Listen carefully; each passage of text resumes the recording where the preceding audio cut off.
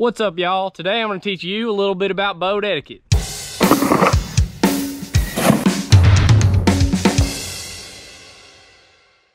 This video is very important because it could save your marriage, your relationship with your kids, or maybe even some friendships. First things first, if you're going out on someone else's boat, make sure you bring a can of gas, or 20 bucks. If their boat happens to be supercharged and they're putting a ton of weight in there, making a gigantic wake for you, maybe even bring 2 cans. Remember, this boat right here, it doesn't run on beer or thank yous. It runs on gas, or if you're from Australia, petrol. Second thing, if you're that guy who just bought a brand new boat but doesn't know how to back in their trailer yet, make sure you learn that. Go to a parking lot or something and learn how to back your trailer before you actually show up to the boat ramp. This is actually very important because while you're sitting there in the driver's seat of the truck and your wife's back there in the boat and you think that your boat's gonna magically end up in the water, it's not. Your wife's actually gonna end up screaming at you and you're gonna end up getting a divorce. So if you do learn to back your trailer properly before showing up to the boat ramp, you're gonna save not only your wife's time and everyone else's time, but most importantly, your own time.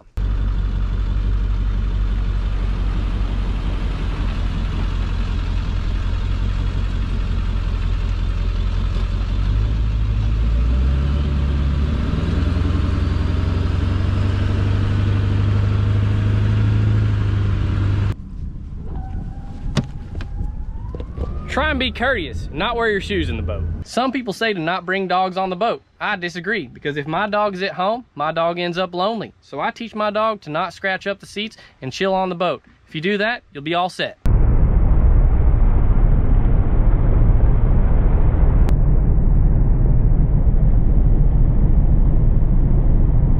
While pulling wake surfing, if your rider has fallen, in order to pick them up safely without ruining the rest of the lake, if you click your boat into neutral and turn the wheel in the opposite direction that the wave is on, your boat will turn around extremely easily. Once you have stopped and have completely clicked into neutral, if you do tap your boat slightly into reverse, it will help you turn around even quicker. Then you can idle slowly back to your rider without destroying the entire lake with waves. It's very important to turn your boat the opposite direction that the wave is on, because if you do turn your boat into the direction that your wave is on, you'll do a 180 and run into those giant waves and they will come over your bow, swamping your boat with a ton of water. Sometimes in my videos, you'll notice that my wake looks like this. This is not good. This means my wake is weighted improperly and the boat is weighted unevenly. That's why the wake on this side is much better than that side.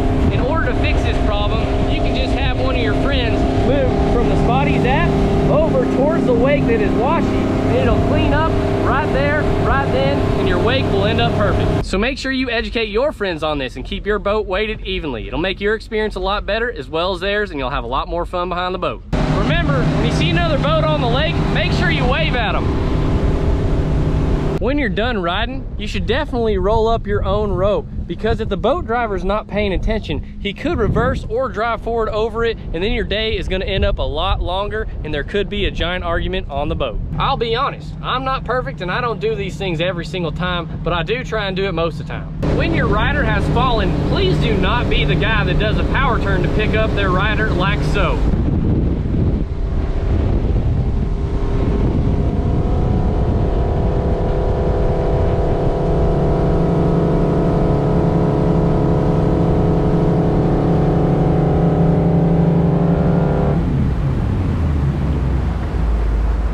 When you pick up your rider like this, your rollers will end up shooting down the lake and in every single direction possible. This will ruin the day for both your rider and everybody else on the lake. When picking up your rider, to prevent shooting your rollers down the lake and everywhere else, the way you should pick them up is by backing off the throttle slowly down the neutral.